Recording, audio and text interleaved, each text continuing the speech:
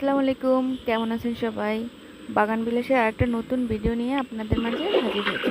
ভিডিওটা অবশ্যই সম্পূর্ণ দেখবেন। আর সেপ্টেম্বর মাসে কী কী খাবার দিতে হবে, কখন রিপোর্টিং করতে হবে এবং আমরা কিভাবে একটা সুন্দর শেপ দিতে পারবো, সব কিছু কিন্তু এই ভিডিওর মাধ্যমে আপনারা জানতে পারবেন।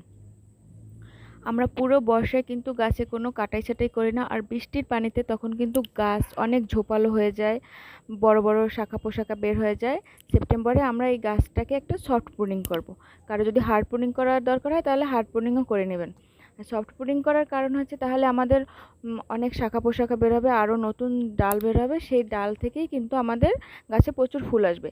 আর গাছটা ঝোপালো হয়ে যাবে, ফুল আসলে তখন দেখতে সুন্দর লাগবে। আর আমরা যদি প্রুনিং না করি, গাছে যদি শেপ না দিই, তাহলে লম্বা লম্বা ডালে প্রচুর ফুল আসলেও কিন্তু আমাদের সুন্দর লাগবে না। সেজন্য আমাদের প্রথমে করতে হবে সেপ্টেম্বরের পহেলা সপ্তাহের ভিতরে আপনারা এই কাজটা করে নেবেন। আর অক্টোবরের 15 তারিখ পর্যন্ত আপনারা পিঞ্চিং করবেন। যত পিঞ্চিং করবেন গাছ তত কিন্তু ঝোপাল হবে। পিঞ্চিংটা করবেন 15 তারিখের পর, কিন্তু আর কোনো পিঞ্চিং করবেন না। আর সেপ্টেম্বর মাসের পহেলা সপ্তাহে একবার ভারী খাবার দেবেন এবং শেষেও একবার ভারী খাবার দেবেন। ভারী খাবার হিসাবে এখানে দেবেন 1 মুঠো, টবের সাইজ অনুযায়ী 10 ইঞ্চি টব, 12 ইঞ্চি টবে 1 মুঠো হাড়ের গুঁড়ো, এরপরে ড্যাব দেবেন অল্প, টিএসপি দেবেন হাফ চামচ, ড্যাবও হাফ চামচ, এটা দেবেন, গোবর মাটি দেবেন, আর যে শিংকুচি দেবেন, নিমখোল দেবেন। নিমখোল দিলে হচ্ছে কোনো পিঁপড়া, কেঁচো এসব কিন্তু হবে না। রিপোর্টিং কখন করবেন? রিপোর্টিং করবেন যখন দেখবেন গাছের বয়স 1 বছর হয়ে গেছে, তখন গাছে কিন্তু রিপোর্টিং করবেন। আমি এই গাছটাকে রিপোর্টিং করব, আমার 1 বছরের বেশি হয়ে গেছে গাছটার বয়স, সেজন্য আমি এখানে কিছু মেহগনি পাতা দিয়ে দিচ্ছি, তাহলে ড্রেনেজ সিস্টেমটাও আমার ভালো থাকে আর আমার কেঁচো হয় না, সেজন্য আমি এখানে মেহগনি পাতাটা নিচে দিয়ে দিচ্ছি। এরপরে আমি গোবর মাটি, আমি এই মিক্সড মাটিটা তৈরি করেছি গোবর মাটি, গার্ডেনিং সয়েল, ধানের চিটা 1 মুঠো, পরিমাণ 1 মুঠো না, পরিমাণ মতো আমি এখানে হাড়ের গুঁড়ো দিয়েছি।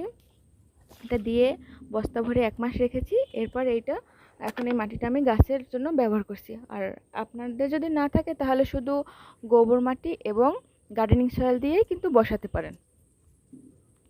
আর এই যে পুরানো যে মাটিটা, সেখান থেকে আমি কিন্তু 30% রাখবো আর 70% সব মাটি, শিকড় এগুলো ফেলে দেব। মেইন যে শিকড়টা সেটা থাকবে আর ছোট ছোট শিকড় এগুলো আমি সব ছেটে দেব।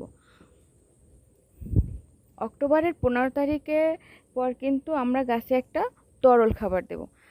সেটা হচ্ছে খোল পচা সারটা, যেটা খোল পচার যে পানিটা ওইটা দেব তরল সার হিসাবে।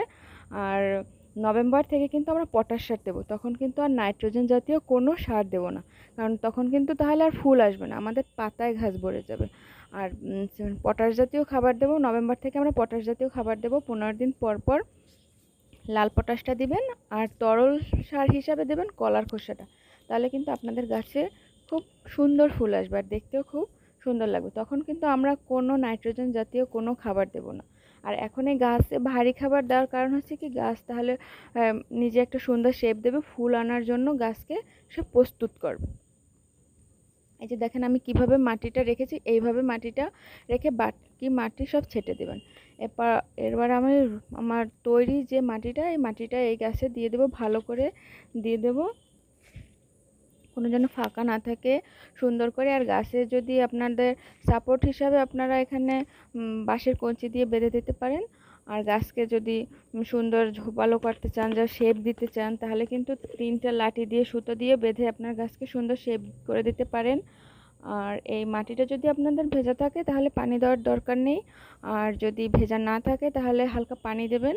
আর 1 সপ্তাহ মতো যেখানে সরাসরি সূর্যের আলো না আসে এমন জায়গায় রাখবেন, তাহলে আপনার গাছটা সেট হয়ে যাবে। এরপরে ফুল সানলাইটে রাখবেন, যেখানে সারাদিন রোদ পড়ে এমন জায়গায় রাখবেন। আর বাগানবিলাস গাছ কিন্তু খুব বেশি পানি পছন্দ করে না।